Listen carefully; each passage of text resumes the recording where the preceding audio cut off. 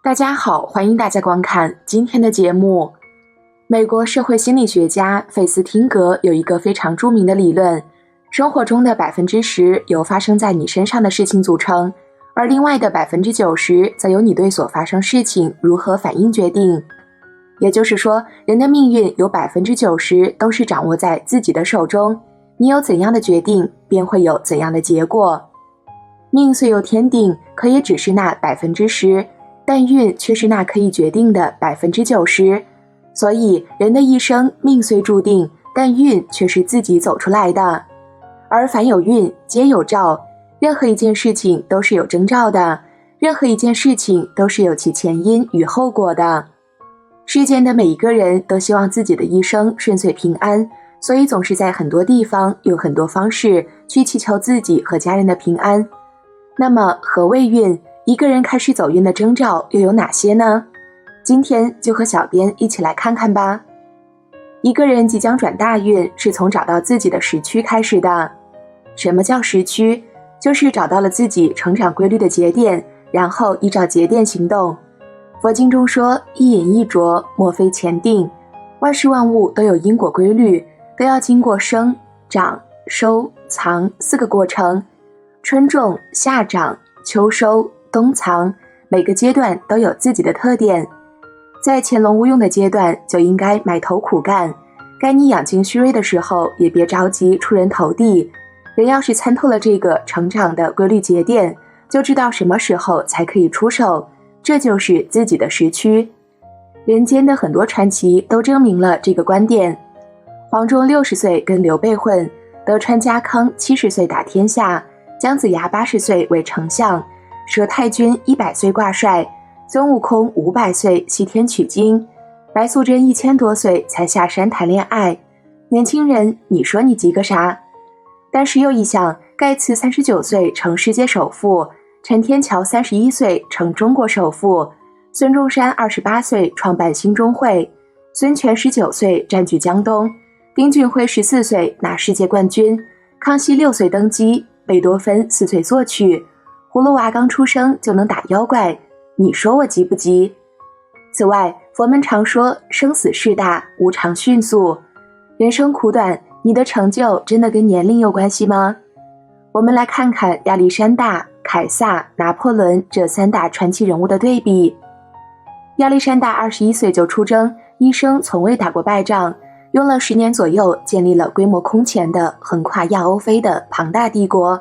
然而开挂的生命33岁就结束了。凯撒40岁才开始出征，50几岁建立万世功勋。拿破仑30岁就成为法国的领导人，35岁成为欧洲大陆之皇，政治生命在46岁就结束了，生物生命在52岁结束，好像也没有什么必然关系。在农村长大的人有一件事印象一定深刻，农民种地一定要踩准节点，这个节点往往是和24节气一致的。比如秋分种麦正当时，意思就是在秋分的时候种小麦最有利于它的生长。佛陀更是告诫我们，因缘会遇时，果报还自受。也就是说，你在这个因上播种，并不是越早越好，越快越好，而是时机越恰当越好。这也告诉我们一个道理，很多事情并不是来得越早越好，完成得越快越好，而是在最恰当的时机发生最好。人生不是赶鸭子上架，时时刻刻都要和别人做对比，一直都要超在别人前面。每个人都有自己的发展时区，弄懂自己的人生节点，要比每天都和别人盲目追赶重要得多。轮到你低调的时候，千万不要张扬，这也叫潜龙勿用。轮到你出头的时候，千万不要犹豫，该出手时就出手。以前张爱玲说过，成功要趁早，这句话绝对是一个误导。我们都知道，德不配位，必有灾殃。首先，一个人过早成名，自带光环，从此就会生活在外界的恭维里，往往会消磨掉自己刻苦上进的意志，从而限制了自己的发展。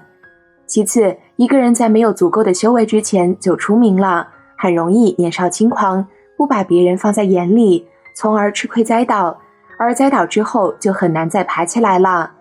这个世界看似不公平，有人得势就一冲上天，有人勤奋刻苦却被埋没得无影无踪。比如2004年以来，北上深房价大概涨了10几倍，于是在一线城市，凡是能有立足之地的人，无论你能力多么平庸，最起码都是个千万富翁。再换一个角度来看社会，2004年以来，无数制造业企业的日子越来越艰难，很多企业家从当时的亿万身家到今天已是负债累累。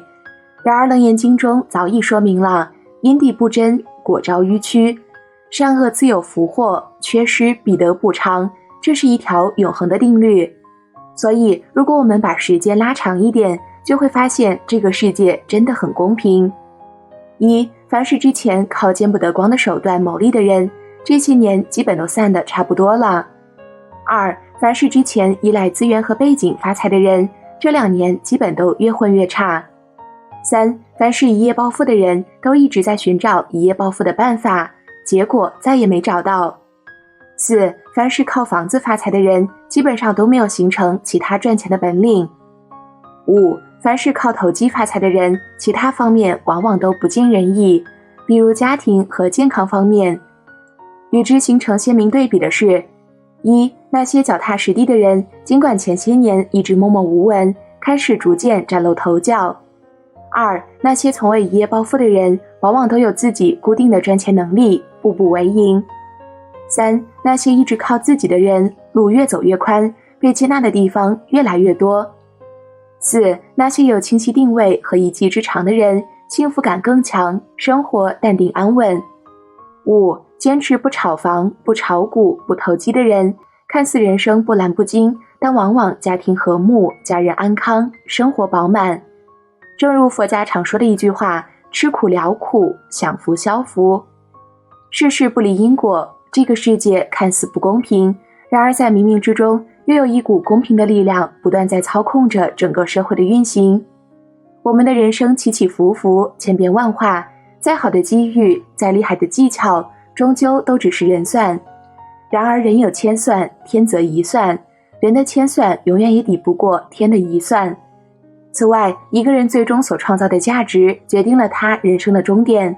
很多人的终点其实都是一样的，只不过有的人坐的是过山车，大起大落，而有的人则坚持脚踏实地前行。有的人先扬后抑，有的人先抑后扬，也有的人一步一个台阶。正如佛家所说的，我们要因上努力，果上随缘。人生真的不必那么焦虑，脚踏实地做好自己，前面少的，后面自然会补上，这里少的，那里自然也会补上。人生就像是一场因果交换，所有的一切最后都会均值回归的。无论你经历了多高的巅峰，最后总会回归最真实的自己。很多人看上去拥有了很多财富，但这些财富都只不过是一场黄粱美梦。一旦到了价值重塑期，一切又都会均值回归。明白了人生与因果的关系后，我们再来说说人生发展的方式。人生的发展往往分为2种方式。第一种方式叫步步为营，一步一步往前走，这需要我们按耐得住性子，不被外界浮躁的环境所影响。第二种方式叫进3步退2步，即每前进3步就要退2步，其实还是一步一步往前走，但是耗了更多能量和精力。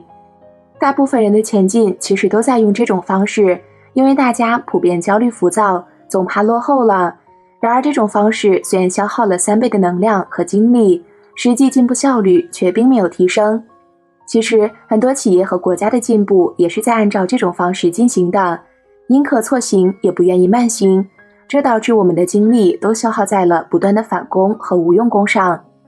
比如我们现在形成了一种规律，每出一个新概念，总要被一波骗子先利用，用来骗钱，再冒出一波投机者，利用它投机赚钱，最后才能轮到一波有理想的人去做。比如区块链、P2P 都是如此，原本都是很好的概念，我们非要先把它们搞个稀巴烂，再捡起来重新搞。所以在很多时候，我们看似付出了很多努力，表面上看是走了3步，其实有2步是倒退的。法华经中曾提到，如是因，如是缘，如是果。人生不是急来的，你种什么因就会得什么果。人生只有一种成功，就是按照自己的节拍过完一生。最后，小编想到了释迦牟尼曾说过的这样一句话：无论你遇见谁，他都是对的人；无论发生什么事，那都是唯一会发生的事。不管事情开始于哪个时刻，都是对的时刻。已经结束的就已经结束了。有人25岁就当上 CEO， 却在50岁去世；也有人到50岁才当上 CEO， 却活到90岁。奥巴马55岁就退休，川普70岁才当上总统，朴槿惠60岁当选总统，66岁的时候却被判刑24年。世上每个人本来就有自己的发展时区，有些人看似走在你前面，也有人看似走在你后面，但其实每个人都处在属于自己的时区，不用嫉妒或嘲笑他们，生命就是等待正确的行动时机。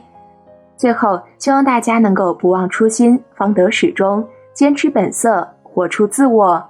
当我们始终专注于自己本来的方向，目标集中，心无旁骛，那么正确的行动时机到来时，定可以时来运转，好运不断。